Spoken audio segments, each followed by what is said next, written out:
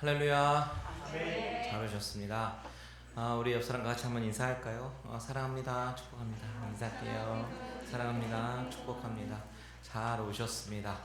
이 시간에 계신 분들이 복되신 분인 줄 믿습니다. 아멘. 아멘. 자, 오늘은 창세기 2장 18절에서 25절까지의 말씀입니다. 창세기 2장 18절에서 25절의 말씀.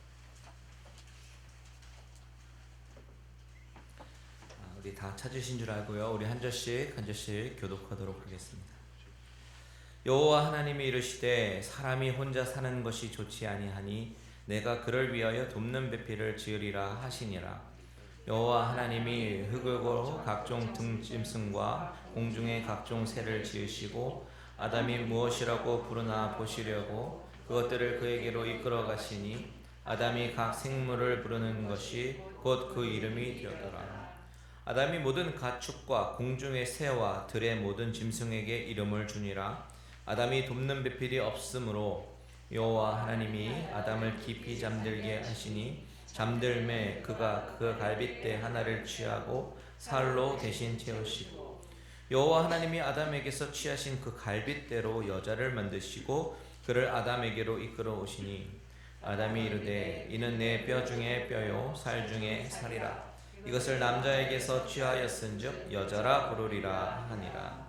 이러므로 남자가 부모를 떠나 그의 아내와 합하여 둘이 한 몸을 이룰지로다. 아담과 그의 아내 두 사람이 벌거벗었으나 부끄러워하지 아니하니라. 아멘. 아멘. 자, 오늘은 2장 18절에서 25절의 말씀을 통해서 하나님께서 만드신 가정에 대해서 우리가 한번 생각해 보려고 합니다.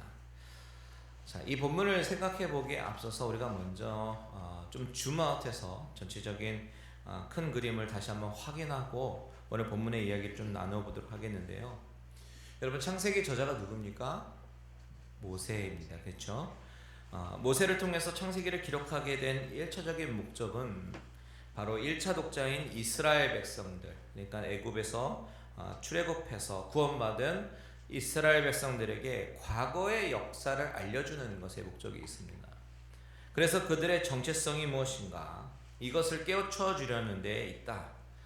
가장 첫 시간에 말씀드렸죠. 그렇다면 당시의 창세기도 우리가 갖고 있는 이 현재 성경책처럼 50장으로 이루어졌을까요? 아닙니다. 이 50장의 구성은 아주 오랜 후대에 생겨난 것이고요. 원래 창세기는 이 내용을 쉽게 이해하게 하기 위해서 모두 10문단으로 나눠져 있습니다. 이 표현을 히브리 말로 뭐라고 하냐면 톨레도트라고 얘기합니다. 예전에 한번 잠깐 스쳐 지나가면서 말씀드린 적이 있는데 이 톨레도트가 무슨 뜻이냐면 족보, 계보, 그렇죠? 내력 이런 뜻입니다. 그래서 창세기는 모두 10개의 톨레도트로 되어 있어요. 한번 확인해 보면 창세기 2장 4절 한번 보시면 이것이 천지가 창조될 때에 하늘과 땅에 뭐라고 되어 있어요? 내력이니 라고 되어 있지요. 이것이 창세기 첫 번째 톨레도트입니다. 하늘과 땅의 내력이라고 하는 것이 하늘과 땅의 기원, 하늘과 땅에 만들어진 히스토리라는 그런 뜻이죠. 이렇게 하늘과 땅의 톨레도트로 시작해서 5장 1절에 보니까 이것은 아담의 계보를 적은 책이니라. 아담의 계보. 그리고 6장 9절에 보니까 이것이 노아의 족보니라. 10장 1절에 노아의 아들 셈과 함과 야벳의 족보는 이러하니라. 족보가 또 나오죠. 11장 10절에 셈의 족보는 이러하니라. 11장 27절에 데라의 족보는 이러하니라. 25장 12절에 사라의 여종 애굽인 하갈이 아브라함에게서 낳은 아들 이스마엘의 족보는 이러하고 되어 있고 25장 19절에 아브라함의 아들 이삭의 족보는 이러하니라.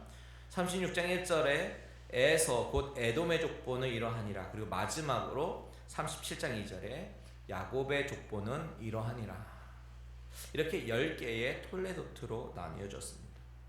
창세기에서 원래 이렇게 10개의 톨레도트로 나누었던 이유가 무엇이겠습니까? 바로 구속사의 계보를 분명하게 알려주기 위해서입니다.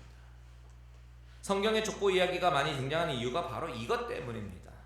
구속사의 계보 때문입니다. 창세기에 10개의 톨레도트가 있다면 또 하나의 톨레도트가 어디에 등장하냐면 신약성경 마태복음 1장 1절에 등장하죠. 아브라함과 다윗의 자손 예수 그리스도의 계보라.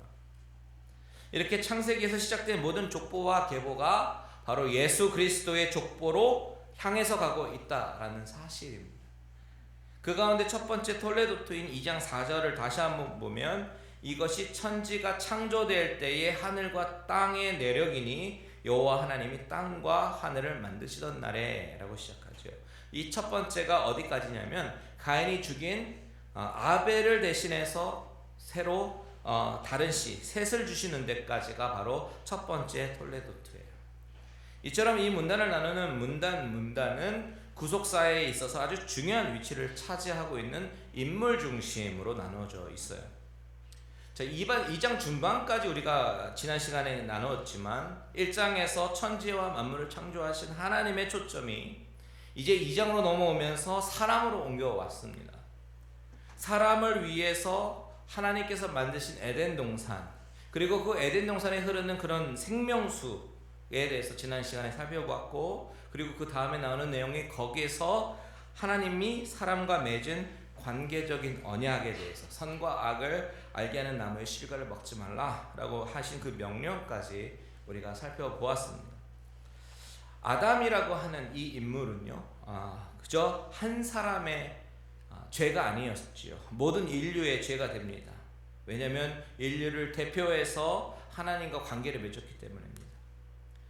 그렇다면 그간 우리가 살펴본 말씀 가운데 하나님과 사람과의 관계가 계속 유지되느냐 파괴가 되느냐, 이것이 무엇에 달려 있었습니까? 바로 언약이었죠. 언약. 하나님과 인간과의 관계는 언제나 언약의 관계입니다. 이 언약의 의미를 우리가 잘 알아야지만 바로 예수 그리스도께서 오셔서 성취하신 새 언약이 중요해지는 거예요. 그 새 언약을 우리가 믿음으로 구원에 이루는 것이잖아요. 그래서 그것이 중요한데 그 언약의 출발점이 바로 원복음입니다. 3장 15절에 내가 너로 여자의 원수가 되게 하고 내 후손도 여자의 후손과 원수가 되게 하리니 여자의 후손은 내 머리를 상하게 할 것이요 너는 그의 발꿈치를 상하게 할 것이니라. 이 원복음 속에 숨겨져 있는 그림자가 있어요. 즉 메시아의 그림을 성취시키기 위해서 메시아이신 예수 그리스도를 이 땅에 보내시고 사탄을 정복해 하신 것입니다.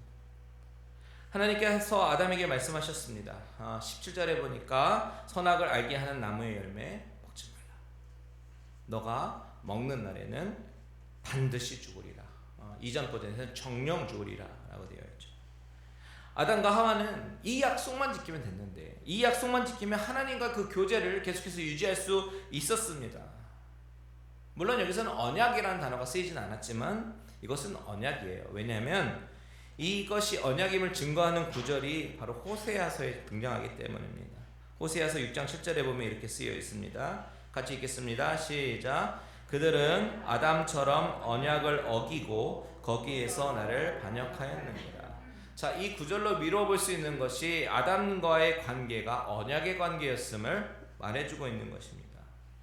하나님이 아담에게 자유의지를 주신 것은 하나님과의 그 관계성에서 로봇과 하인처럼 그저 순종만 하는 수직 관계가 아니라, 수동적인 관계가 아니라 자발적으로 하나님을 사랑하고 내 마음을 다해서 내 의지를 다해서 하나님을 섬기는 능동적이고 자발적인 관계를 원하셨기 때문에 그렇습니다. 그래서 신명기에도 보면 너는 마음을 다하고 성품을 다해서 주 너의 하나님을 사랑하라고 말씀하시잖아요. 제가 이 서두에서 이렇게 왜 창세기에서 시작된 언약에 대해서 이렇게 장황하게 설명을 했냐면요, 언약이라고 하는 것은 이렇게 쉽게 깰 수가 없는 것이 언약이다라는 것을 말하려고 하는 것입니다. 물론 하나님과 인간과의 언약은 이루 더 말할 수 없을 만큼 아주 중요한 것이겠죠. 그런데 오늘 말하려고 하는 가정의 주제로 넘어가면서 우리가 가정을 이룰 때에 우리는 하나님과 사람들 앞에서 서약을 합니다. 그렇죠? 약속을 하는 것입니다.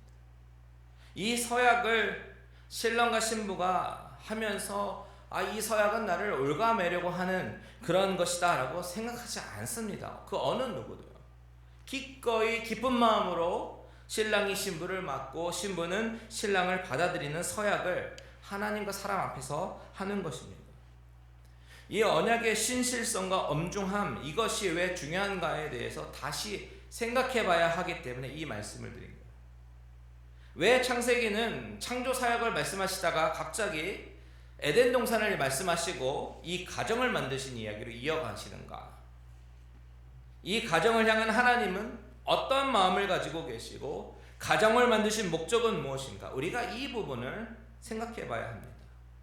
오늘 본문 18절을 우리 다 같이 한번 읽어볼까요? 시작.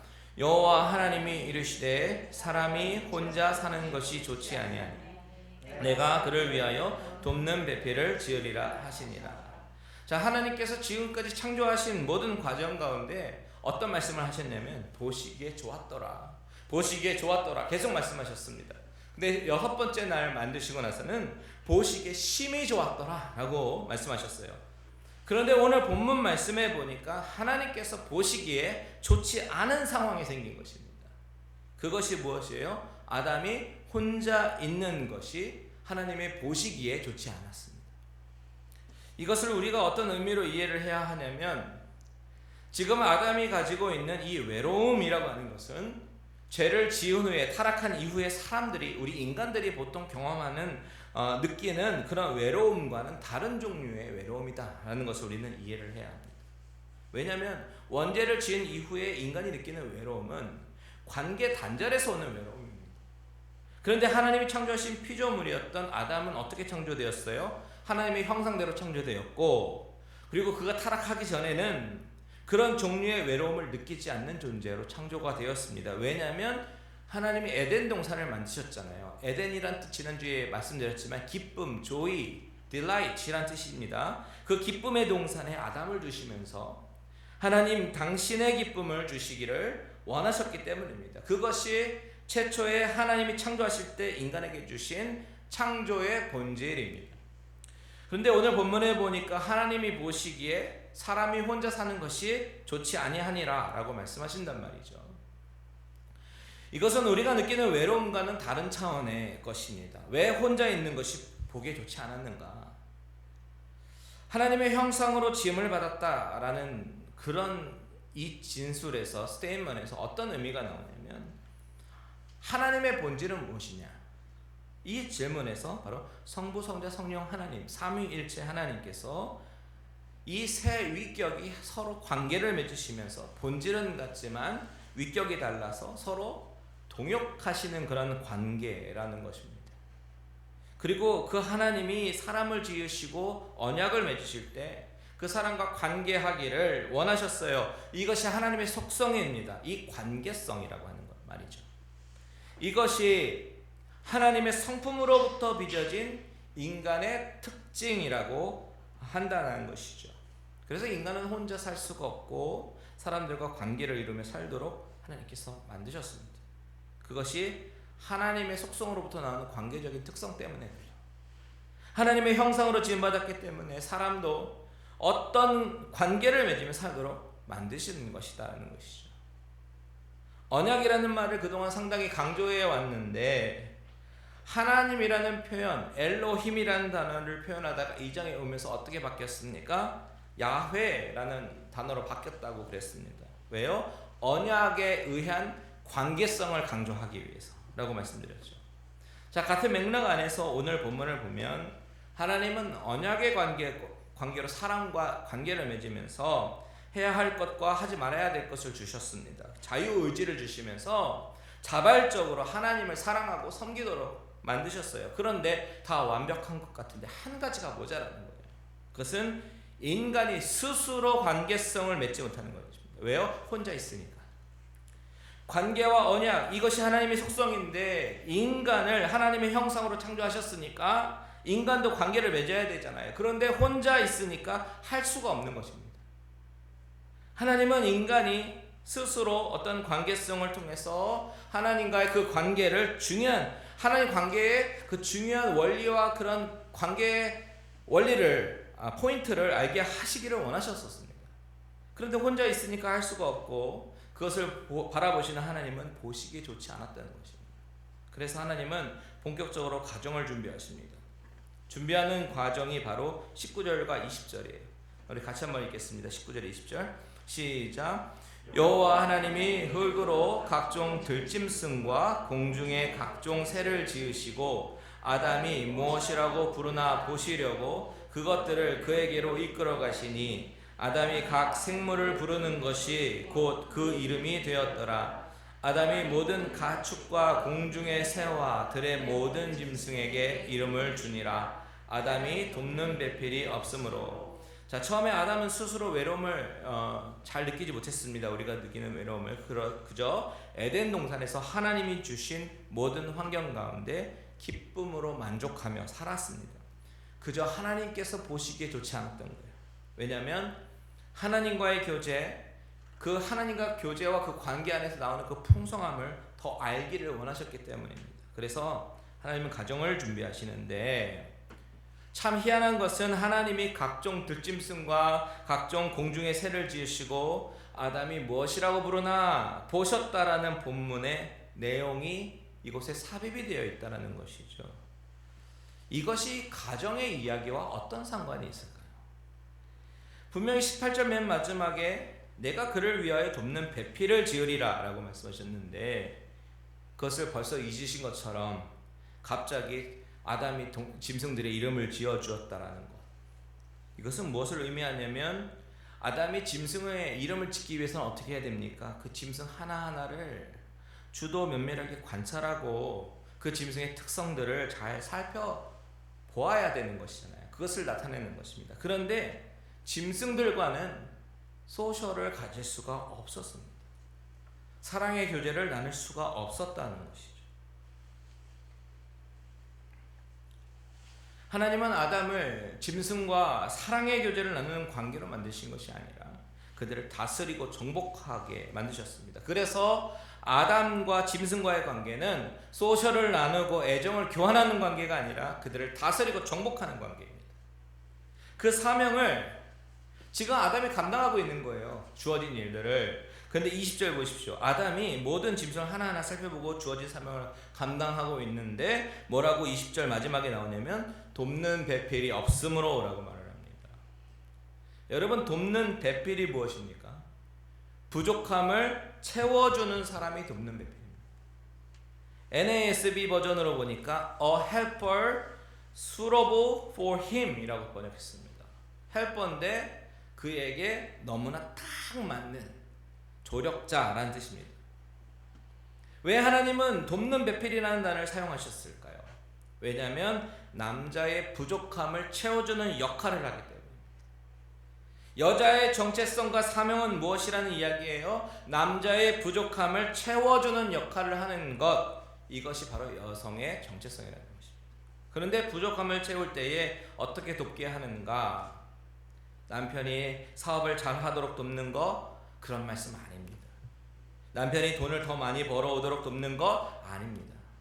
남편이 세상에서 명성을 날리고 정치권에 진출하고 성공하도록 밖에서 돈 벌어다 주고 뭐 그렇게 하는 거 아닙니다. 그럼 뭘 도와야 됩니까? 잘 들으십시오. 하나님께서 남자에게 주신 사명이 있어요. 하나님 앞에서 받은 소명이 있습니다. 이것을 이루어 가도록 돕는 것입니다. 아담이 무슨 소명을 받았어요? 너는 생육하고 번성하고 땅에 충만해서 땅을 정복하고 다스리라. 에덴 동산을 가꾸라. 이것이 아담이 받은 사명입니다. 그렇기 때문에 동물의 이름을 지으면서 하나님께서 맡겨주신 일들을 하는 중에 돕는 배필이 없으므로 라는 말씀하시는 것입니다.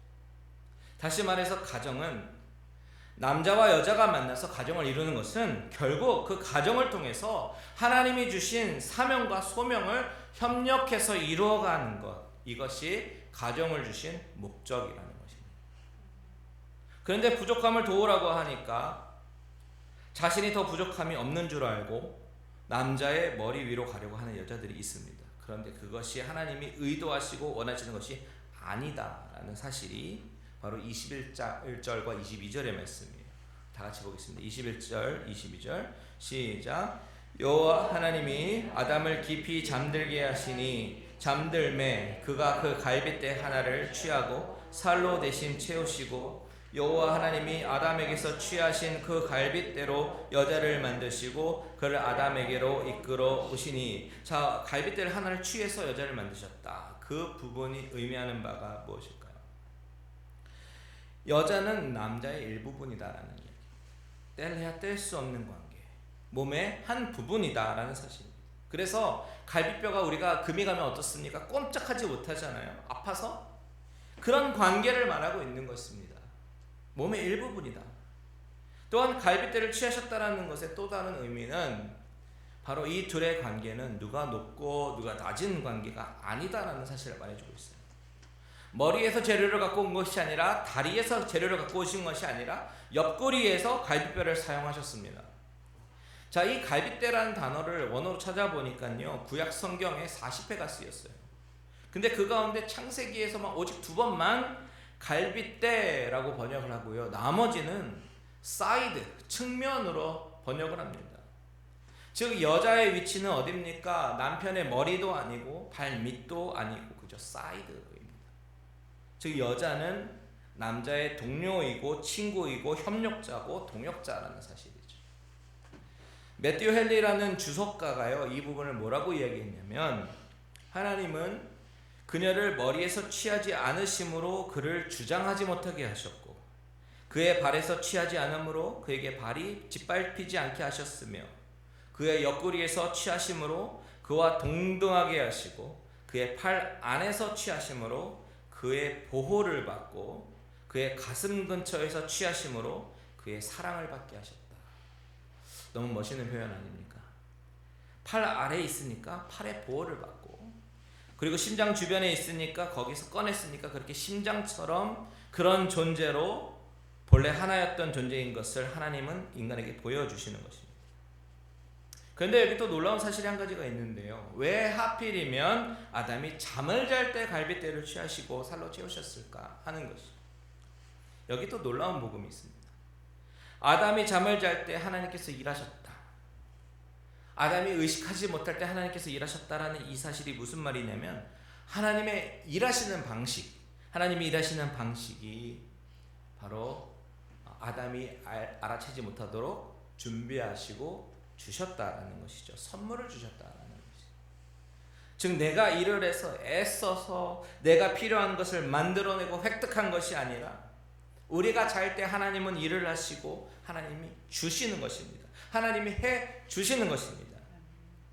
이게 복음의 원리예요. 복음과 구원이에요. 바로 그런 하나님의 일하시는 방법이 드러나지 않습니까? 구원은 하나님의 선물이지 우리가 일해서 노력해서 획득하는 것이 아니라는 것이죠. 이것이 하나님의 일하시는 방식이다. 이 놀라운 사실이 담겨 있는 것이 바로 이 여자를 만드신 사건입니다. 이렇게 최초의 가정이 만들어지게 되는데, 하나님은 결혼을 제정하시고 이제 결혼 주례도 하십니다. 보세요. 22절 보면, 여호와 하나님이 아담에게서 취하신 그 갈빗대로 여자를 만드시고 그를 아담에게로 이끌어 오시니. 하나님이 여자를 아담에게 이끌어 오십니다. 바로 그때 아담의 최초의 육성이 기록되죠. 이는 내 뼈 중에 뼈요 살 중에 살이라.